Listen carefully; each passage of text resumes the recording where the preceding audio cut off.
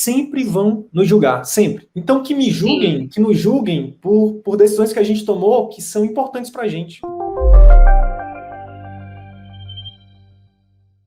Existe, doa quem doer, mas existe sim um formato que não é saudável, né? Desde a faculdade, isso se reforça, talvez até piore um pouco durante a residência. Minha travessia foi um pouco se distanciando do formato comum. Caminho tradicional, né? Do caminho tradicional de fazer medicina. E aí, quando eu me vi no meio da pandemia parada, com meu internato parado, pensando, nossa, o que eu vou fazer? Por onde eu vou começar? Primeiro, vem um desespero, assim, de socorro, não sei nada, não vou fazer nada, não vou conseguir ajudar ninguém de jeito nenhum. Mas depois a gente começa a entender um pouco, assim, de sensatez, você começa a perceber que o óbvio não existe. Então eu decidi trabalhar fazendo educação em saúde inicialmente e fui estudar como que eu poderia fazer isso. E aí eu descobri a telemedicina e descobri o CVM.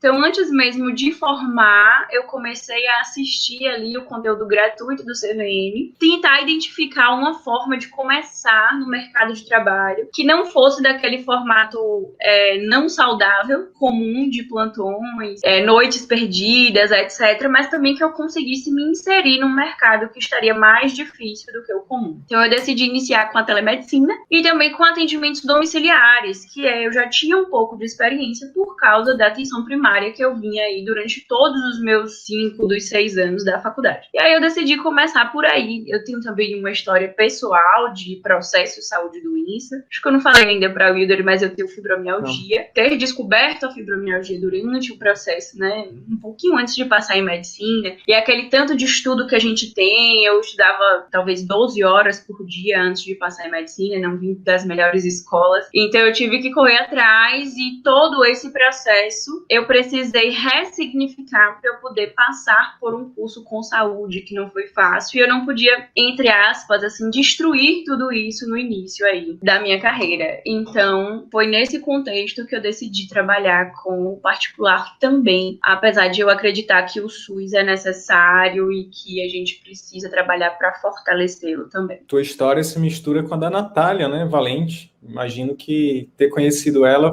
deve ter sido algo que te ajudou aí, né? Conhecer um pouquinho da história dela. Natália Valente foi o primeiro áudio que eu ouvi. Eu entrei no grupo do Telegram e aí o áudio de Natália Valente foi o primeiro que eu ouvi. Então gerou uma identificação grande, porque ela também conta o processo de ter passado por dor, né? Por dor crônica. Sim. E uma dificuldade de diagnóstico e a decisão dela de fazer acupuntura e trabalhar com dor. Inclusive, também tenho interesse em trabalhar com dor. Iniciei um curso de pós-graduação em clínica da dor aqui em Salvador, mas vou mudar para o do Einstein em setembro, porque eu acreditei que nesse momento o formato da pós-graduação me traria mais conhecimento com mais qualidade de vida do que eu trabalhar dentro das residências que estão, na minha visão, um pouco desfalcadas e modificadas aí com a pandemia. Sara, e pegando um pouquinho aí do que você já falou, você diz que, olha só que interessante, você começou, primeiro uma coisa que eu acho que é importante eu trazer um pouco desse primeiro trecho que você trouxe aí da sua história. A maioria de nós, né, e eu me incluo nisso, a gente acaba que toma as decisões mais importantes da nossa vida baseado no que os outros falam, ou no que esperam que a gente faça, ou no que a maioria está fazendo. E você tá falando o seguinte, que você tomou decisões baseadas no que era importante para você, e em cima disso você buscou alternativas para fazer, né, o que você acha certo, enfim. Então, eu acho que isso é uma primeira coisa, sabe? Que às vezes o que acontece? A gente consegue... A gente vê alguém tendo algum tipo de resultado, e quando a gente está de fora, a gente olha assim, e a gente quer justificar de algum jeito. Mas como que fulano está tendo tal resultado?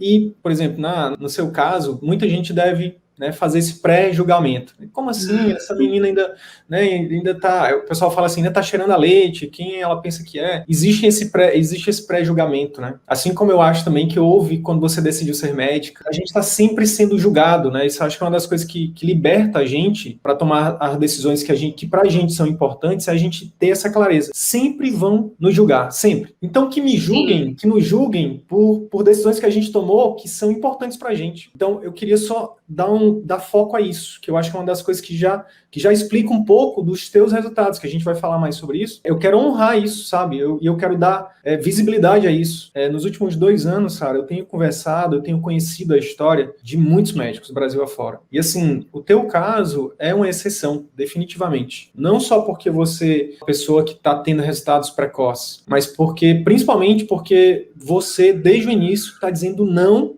pro efeito manada. Pro efeito manada de, cara, eu vou construir as coisas do meu jeito, né? Sem abrir mão, por exemplo, do atendimento de excelência, né? Sem abrir mão de oferecer um melhor atendimento médico para o seu paciente. Eu queria, inclusive, perguntar se em algum momento, né, quando você, por exemplo, decidiu, né, se inserir no mercado de trabalho através da telemedicina, pelo atendimento particular, se houve essa objeção na sua cabeça, tipo, será que eu vou dar conta? Será que eu vou conseguir? Será que as pessoas vão me enxergar como uma médica capaz de ajudá-las? Enfim, passou por isso? Como é que você lidou, caso você tenha passado por isso? Teve isso, assim, na minha cabeça, na minha mente. Os primeiros meses, eu fiquei, acho que 7 meses parada, né? Durante a pandemia, a faculdade não sabia direito fazer, a gente estava no último ano e a gente ficou literalmente 6 meses parada, assim. Começou a ter aulas com teleaula, né? Mas, enfim. E foi realmente um processo difícil. Foi literalmente uma construção do zero, onde eu queria estar, eu sabia como eu quero ser médica. Eu sei como eu quero ser médica, eu precisei construir isso durante 12 anos, não foram 6 anos, porque eu demorei 6 anos para passar em medicina, e foram mais 6 anos de curso. Então, eu construí a médica que eu quero ser ao longo de 12 anos. A minha história já é diferente da maioria, desde o começo, né?